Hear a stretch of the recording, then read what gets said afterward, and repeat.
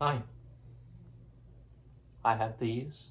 I'm supposed to wear them, but I don't usually, but I am now. I'm pointing that out immediately because I know it's probably noticeable.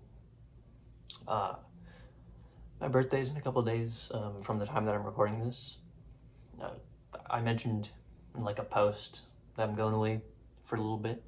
After that, I'll be back in a couple weeks.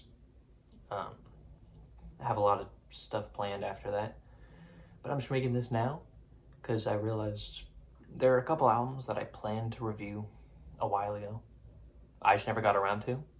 So I'm just gonna talk about them a little bit now. For the most part, I didn't review them because I didn't really have a lot to say in the first place, or I didn't really feel like I had anything valuable to say for like a full review, but just for talking about it for like 30 seconds or like a minute per each could work. The first record that I want to talk about is By Storm, My Ghosts Go Ghost. This released all the way back in January the 30th, I believe, just beginning of the month. It was supposed to be my first review, I just didn't get to it. I couldn't build up the courage to speak to the camera for a while. Eventually, of course, I did. I'm doing this now, but back then I didn't. I think it's great.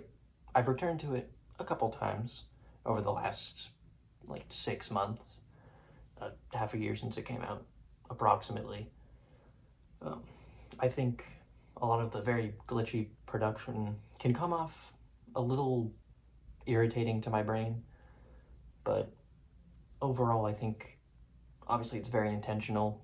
It's supposed to sound very gloomy, very dark. The subject matter is just tragic, obviously. I think the rapping performances are okay, but really for me, it's the singing because you can really feel so much of the sadness and the sorrow in his voice. It's just crushing. Yeah, it's a great record. I didn't review it at the time, but just wanted to say I love it now. Next, I have Neurosis album from, I believe, May. An Undying Love for a Burning World, I think it's called. Uh, it was okay to me. I listened to the whole thing, uh, like a couple times.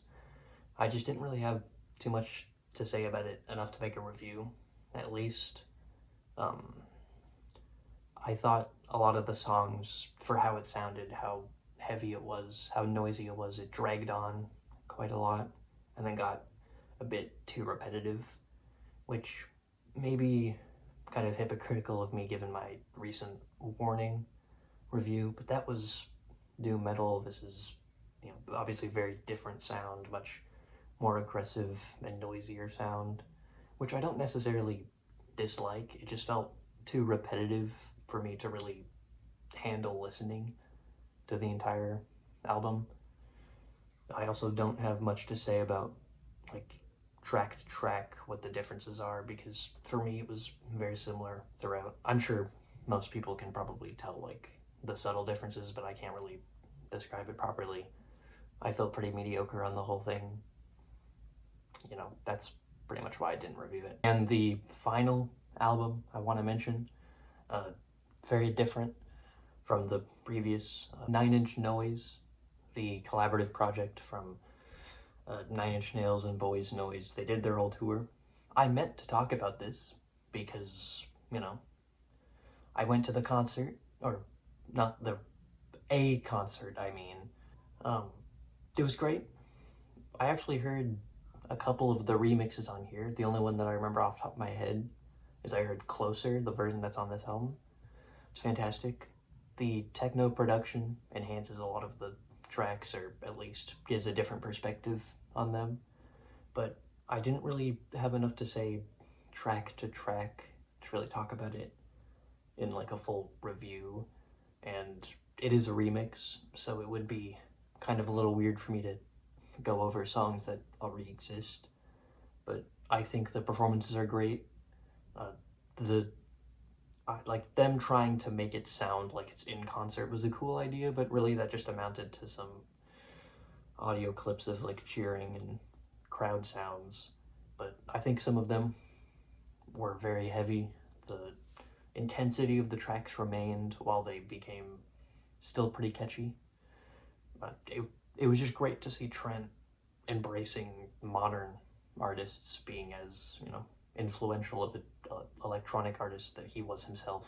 I guess industrial artist, rock artist, but, you know, electronics were a huge part of his music, his influence on other artists.